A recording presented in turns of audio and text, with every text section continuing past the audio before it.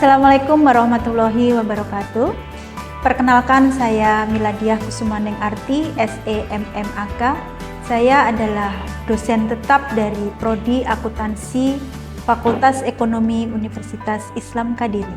Pada kesempatan ini saya akan menyampaikan pernyataan diri dosen dalam unjuk kerja Tridharma Perguruan Tinggi dalam bidang pengajaran.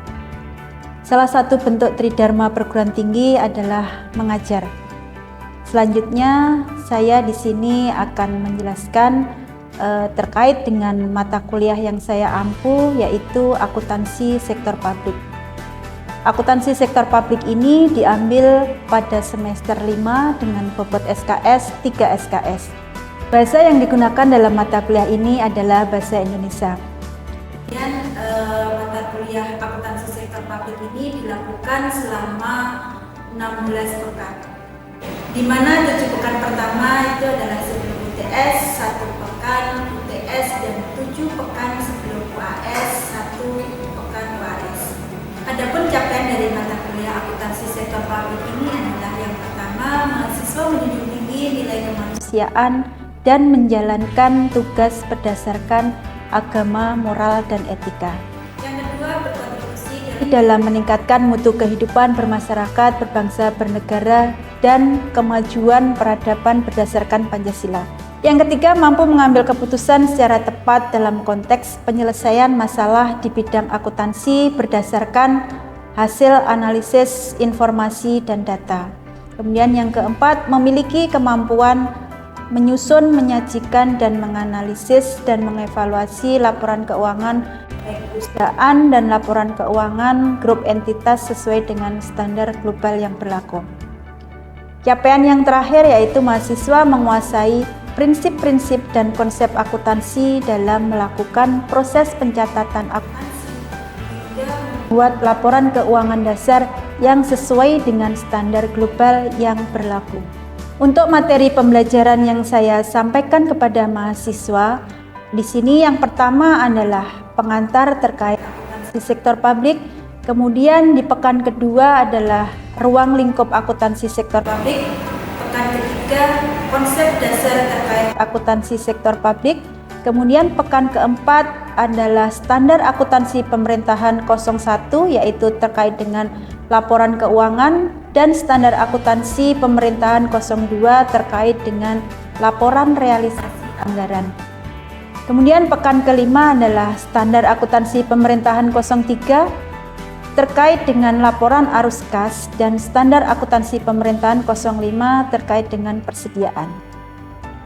Untuk pekan ke-6 yaitu standar akuntansi pemerintahan 06 terkait investasi, dan standar akuntansi pemerintahan 07 terkait dengan aktiva tetap. Untuk pekan ke-7 yaitu standar akuntansi pemerintahan 08 terkait dengan konstruksi, dan 09 terkait dengan kewajiban. Untuk pekan ke-8 ini adalah ujian tengah semester. Kemudian pekan ke-9 adalah standar akuntansi pemerintahan 04 yaitu catatan atas laporan keuangan. Kemudian standar akuntansi pemerintahan 10 terkait dengan koreksi kesalahan, dan standar akuntansi pemerintahan 11 terkait dengan laporan keuangan konsolidasi. Untuk pekan ke-10 ini terkait dengan materi akuntansi dana. Kemudian pekan ke-11 adalah anggaran dan dana perimbangan. Untuk pekan ke-12 adalah terkait dengan organisasi nirlaba. Untuk pekan ke-13 akuntansi untuk perguruan tinggi. Untuk pekan ke-14 adalah akuntansi rumah sakit. Sedangkan pekan ke-15 adalah evaluasi pembelajaran. Pekan ke-16 adalah ujian akhir semester. Metode pembelajaran dilakukan secara luring. Untuk penugasannya, saya di sini melakukan penugasan di kelas berupa pemberian pertanyaan dan juga tugas melalui online, baik itu lewat email, kemudian lewat Google Form. Metode pembelajaran yang saya lakukan adalah metode ceramah, penyampaian materi, diskusi, kelompok, dan tanya jawab. Pada metode ceramah ini saya lakukan agar mahasiswa dapat memahami dan memperoleh materi secara luas. Sedangkan metode diskusi mahasiswa saya bentuk dalam kelompok dan memberikan studi kasus sehingga mahasiswa dapat mempresentasikan dan mendiskusikan masalah agar mahasiswa lebih pede dalam mengungkapkan pendapat secara aktif dan kreatif. Untuk mempermudah penyampaian materi, saya selalu menyiapkan materi dalam bentuk slide. Untuk sistem penilaian atau bobot penilaian di sini saya mengalokasikan untuk 10% itu adalah nilai aktivitas, kemudian 20% adalah nilai tugas, kemudian 30% ada UTS dan 40% adalah UAS. Kriteria dan indikator saya berdasarkan atas kebenaran, kemudian kejelasan, kerjasama, kelompok, kemudian aktivitas terkait dengan mahasiswa. Jadi hasil nilai saya infokan dengan transparansi sehingga mahasiswa mengetahui perolehan nilai baik itu UTS, kemudian UAS dan tugas. Berikut ini saya tampilkan proses pembelajaran yang saya lakukan di kelas. Kita saksikan video berikut ini. Assalamualaikum warahmatullahi wabarakatuh. Waalaikumsalam warahmatullahi wabarakatuh. Baiklah, sebelum kita mulai perkuliahan hari ini, terlebih dulu kita akan berdoa agar apa yang kita pelajari hari ini akan bermanfaat bagi kita semua. Doa dipersilakan.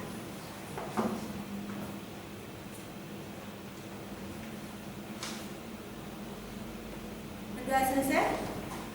Gimana kabarnya hari ini? Masih semangat ya? Kalau masih semangat berarti masih ingat materi pertemuan minggu kemarin. Masih ingat enggak kira-kira? Masih? Masih ya? Oke. Saya sedikit akan mereview pertemuan minggu kemarin. Terkait dengan sektor publik. Kalau kita bicara sektor publik, tentunya kita juga harus mengerti terkait dengan sektor komersial. Apa sih sektor publik itu? Ada yang tahu? Masih ingat? Sektor publik ciri-cirinya apa? Bedanya? Tidak ada kepemilikan dan juga tidak ada latar pertanggungjawaban publik. Oke. Kalau sektor publik itu tidak ada kepemilikan. Jadi sahamnya tidak dimiliki oleh individu, tetapi yang memiliki siapa? Publik. Contohnya kemarin apa ya? Sektor publik itu, kalau masih ingat, ada Kementerian Keuangan, kemudian Kementerian Perhubungan, dan seterusnya. Kalau di sekitar kita mungkin ada pemerintahan desa. Jadi ada tidak itu kepemilikannya?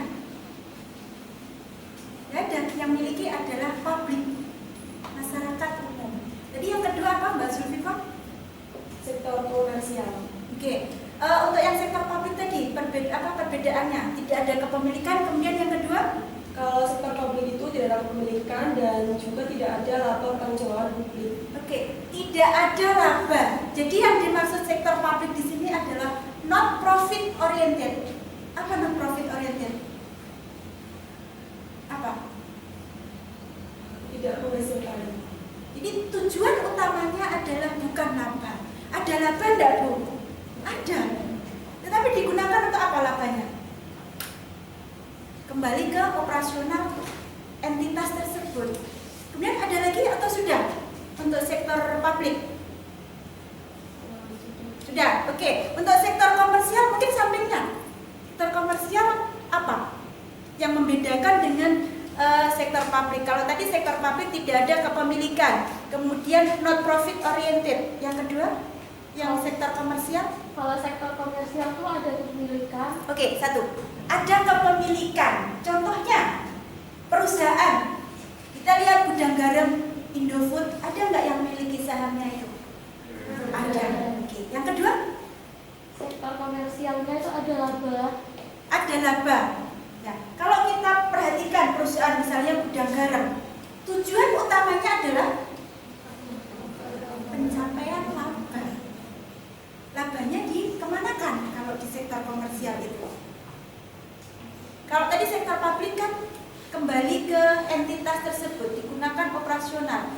Kalau sektor komersial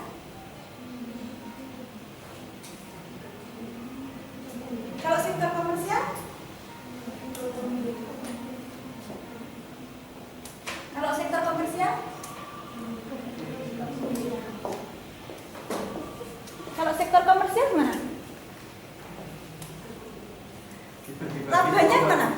Hah? Dibagi ke pemiliknya. Ya, dibagi-bagi ke pemiliknya. Di situ ada investor, kemudian ada pemilik. Investor itu bisa jadi kalau kalian beli saham, ada yang punya saham di sini.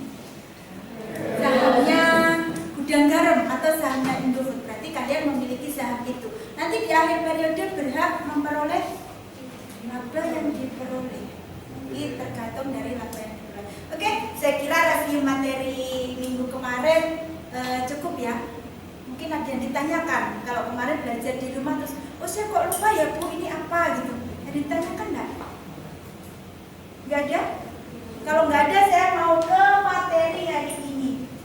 Materi hari ini adalah SAP 01 dan 02. SAP 01 terkait apa yang dibahas di sini? Laporan keuangan. Jadi terkait laporan keuangan sektor publik itu harus seperti apa, kemudian manfaatnya apa. Kemudian kalau SAP 02 terkait LRA. Apa LRA? Laporan realisasi anggaran. Jadi laporan keuangan antara sektor komersial dengan sektor publik di sini juga ada sedikit perbedaan karena tadi tidak ada kepemilikan, berarti modalnya berbeda. Kemudian terkait dengan labanya, karena sektor publik tidak profit oriented, tujuan utamanya tidak laba.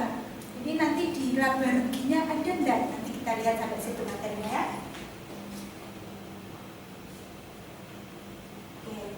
Terkait dengan PSAP nomor 1, penyajian laporan keuangan. Penerbitan standar ini adalah sebagai pedoman bagi pemerintah dalam menyusun laporan keuangan.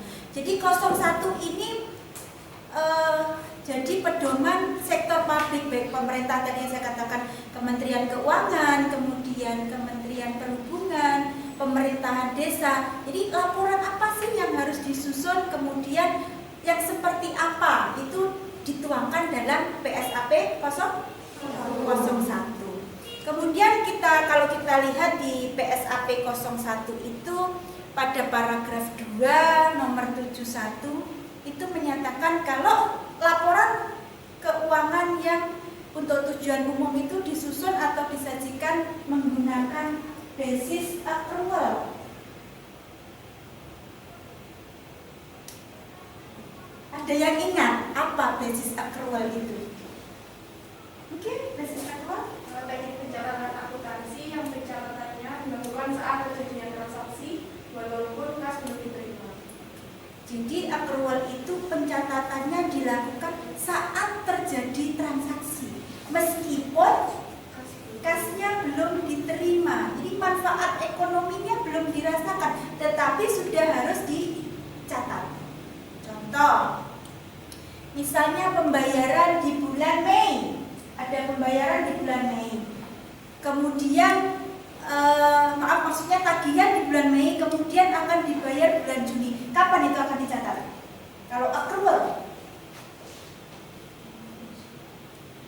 bulan Mei, karena tadi dikatakan kalau pencatatan saat terjadi transaksi. Begitu ada transaksi penagihan, berarti itu dalam akuntansi sudah dicatat.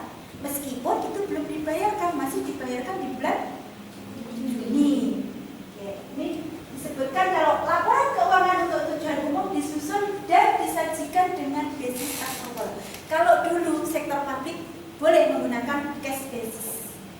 Kalau sekarang sudah cash basis menuju accrual atau bahkan menggunakan accrual full atau accrual penuh. Oke, tadi ada kata istilah cash basis menuju accrual. Ada yang ingat apa itu? Itu kayaknya mata kuliah pengantar akuntansi 1 ya itu ya.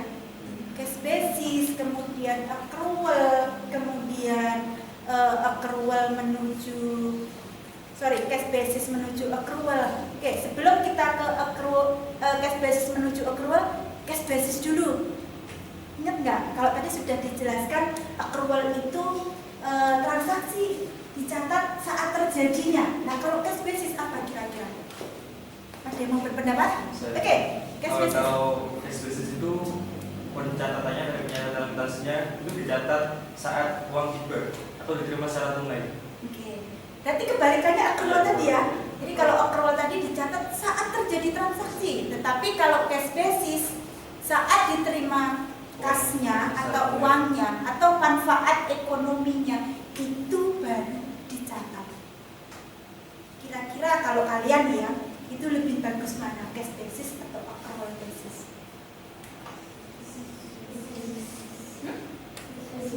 Cash basis. Kenapa?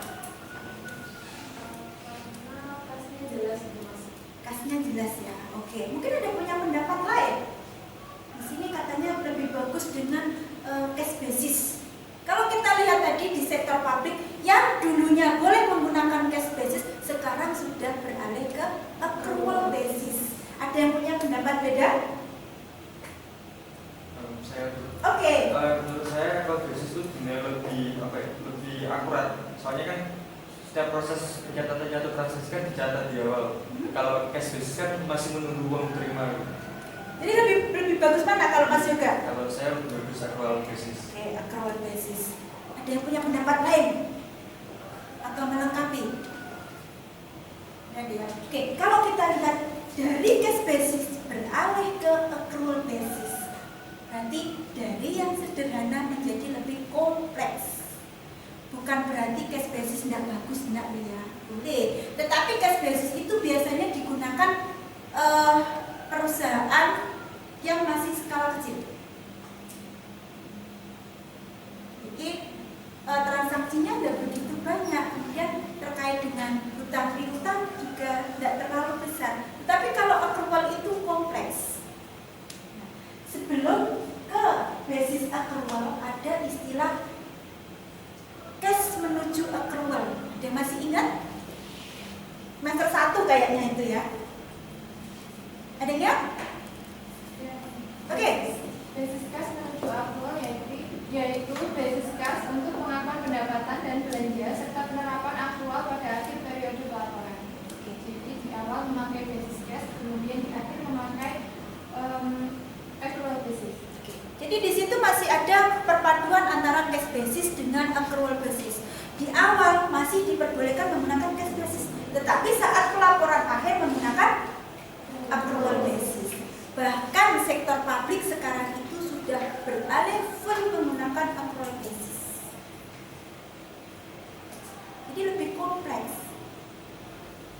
Ini Kasar, ada pertanyaan? Gak ada? Bisa dipahami berarti ya kalau nggak ada pertanyaan. Nah, di sini basis akuntansi yang digunakan dalam laporan keuangan pemerintah yaitu accrual basis full kalau sekarang.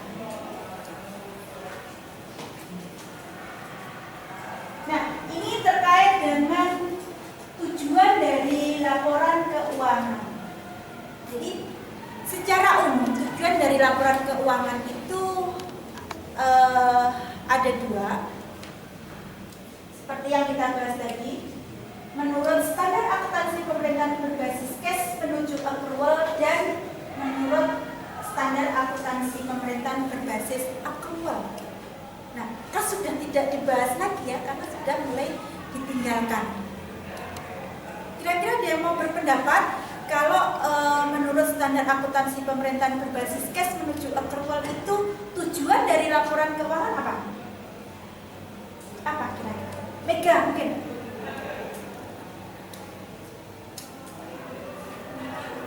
Ya, menurut SAP berbasis cash menuju accrual. Apa kira-kira tujuannya?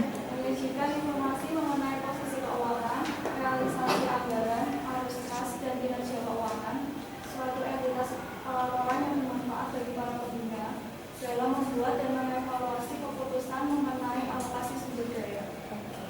Kemudian yang untuk berbasis accrual, kira-kira apa? Menurut saya, SAP berbasis accrual itu menyajikan informasi mengenai posisi keuangan, realisasi anggaran, saldo anggaran lebih, arus kas, hasil operasi, dan perubahan ekuitas suatu entitas laporan yang bermanfaat para pengguna dalam membuat dan mengevaluasi keputusan mengenai alokasi. dua nih. Kas menuju accrual dan accrual full. Ini yang membedakan. Jadi kalau cash menuju accrual itu menyajikan informasi mengenai posisi keuangan, kemudian realisasi anggaran, arus kas, dan kinerja keuangan. Kemudian kalau accrual basis, kita lihat realisasi anggaran, saldo anggaran lebih atau biasa dikenal dengan SAL, kemudian ada arus kas di sini, kemudian hasil operasi dan perubahan ekuitas suatu entitas pelaporan. Ada perubahan ekuitas.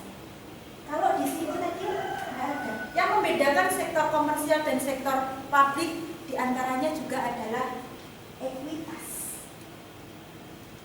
Kepemilikan tadi disebutkan Mbak Zulfifa, ada dan tidak, dia akan berpengaruh ke ekuitasnya.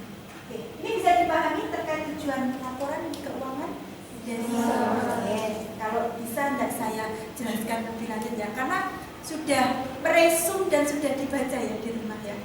Oke, kita lanjutkan. Kemudian terkait dengan peran dari laporan keuangan. Secara umum ada dua. Oke, tadi terkait dengan peran laporan keuangan ada dua, prospektif dan prediktif. Ada yang berpendapat apa itu prospektif, apa itu prediktif? Ayo, biar tidak ngantuk. Ya, Mega mungkin.